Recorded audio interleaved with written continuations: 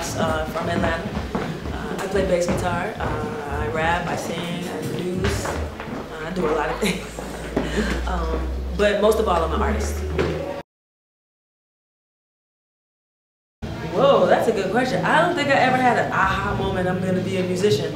I was actually trying to get away from music by going to UC Berkeley to become a journalist. And then I found the bass guitar, and the bass guitar found me, and I just fell in love with it. I mean, I've loved music ever since I was a very little kid because it was always so powerful, and its ability to capture you and make you have emotions that you didn't really necessarily know you had. You know, at a very young age, music used to make me cry, used to make me happy, used to make me sad, you know. So I fell in love with it, but I didn't know that I was going to be, you know, making music myself, you know, for my life. But here I am. You know, it's funny how the universe works, right? Like, I was hanging out with some musicians at UC Berkeley, and the guy who I was hanging out with the most was a bass player. His name was Paris. Paris is still around too, but we was hanging out, and I wanted to play, the guitar, and he said, "Man, you should get a bass. If you get a bass, I'll show you some stuff. You know, you give me that bass player vibe. You ain't no guitar player, you a bass player." And I was like, okay. So I went and bought it, and I fell in love with it. Like, really, really fell in love with it. Like, I wanted to become great at it, you know? Just one of those things. I was singing ever since I was maybe in the 3rd grade. I used to always sit in the back of the car and sing while the songs were on the radio, but I started rapping, I think I was in middle school. Maybe a little bit before middle school. I used to write down all the raps that came on the radio. All the songs that came on the radio, I would literally record the midnight, you know, record the late night mix show, because, you know, I couldn't stay up, I had to go to bed. So I would record them, I would record them on my little tape recorder, and then I would get home from school and play them and write them all down, all the raps. And that's how I ended up learning them. I always wanted to learn the raps because I always just thought that it was so cool to be able to just say what you wanted and rhyme, you know? And so I just kind of went on this whole journey with rapping and MCing. Oh, the first rap I ever made that I thought was hot. Now, you know what? I've been trying to remember it for a long time, but I cannot remember it. I know that it was a rap about girls respecting themselves and not letting guys take advantage of them. That I do remember, and it was called Respect Yourself. Respect yourself. Yeah, it really was. It was so funny. I mean, I am who I am. I am what I am. I'm a woman. I'm powerful, natural. You know, I'm a black woman. So I can't get away from any of those things. You know, it goes with me everywhere I go. It's a part of, you know, it's really a part of who I am. You know, the core of me.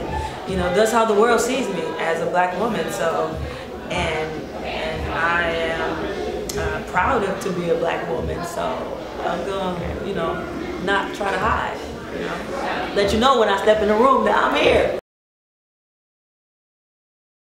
You know, I started locking when I was in high school. And you know, it's really funny because part of the information that I got about natural hair came from music, you know. It came from hip-hop music, it came from reggae music. And I just decided that I didn't want to try to be something that I wasn't, that my hair was fine, just the way that I was born with it, it was fine. And that I didn't have to straighten it to try to, you know, be something else. And so I made that statement, and everybody it was really different and new for everybody, you know. But within a few years, I saw a lot of people in Atlanta start locking their hair, you know. And I think just the knowledge starts to spread, and when you see other people doing it who aren't afraid, then it helps you not be afraid. It's really funny because when I first started locking my hair, I would go out with my mom and dad, and they thought that I knew everybody who had locks. That was so funny. They would be like, "There goes somebody in your tribe." That was so funny. I mean, it's incredible, you know, because you get to see how people who are at the top of their game operate. You know, how they do what they do. you start to get a little bit of insight on how they got to where they are, you know, and it's a learning experience, you know what I mean?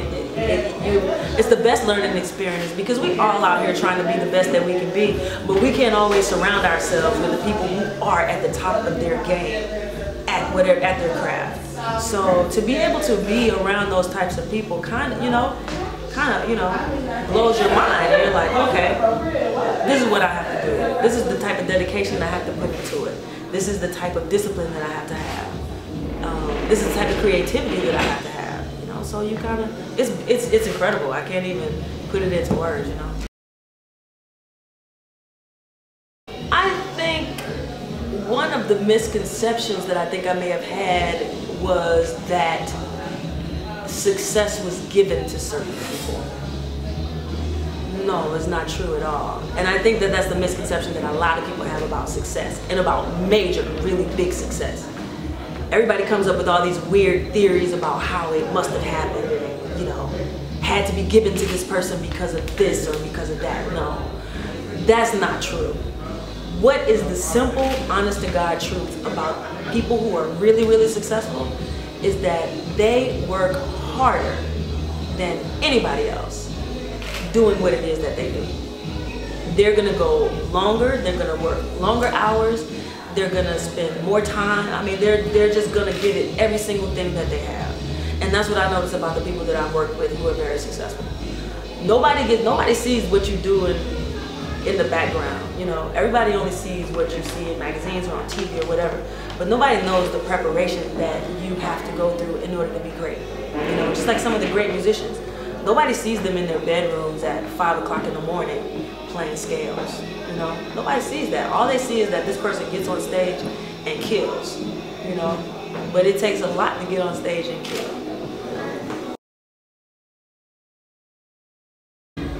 I mean, I've been performing for a long time, you know.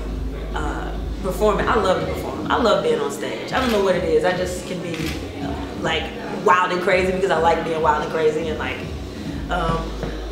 But I mean, I auditioned for the Beyonce band and I got the gig. It was crazy, but I mean a lot. I tell that story and it's like, okay, yeah, she auditioned and she got the gig. Yeah, but you don't know everything that happened before I auditioned. How many gigs I played, how many times I carried my amp, how many times I, you know, call people asking them, yo man, what is this, what's the circle of fifths and what's the triad, and you know, really trying to learn music and how many people's brains I used to pick and like just all the grind that went before that happened, you know. It's easy to say, yeah, I auditioned and I got the gig. But the reason why I got the gig was because of all the work that I put in before the auditions. Discipline, determination,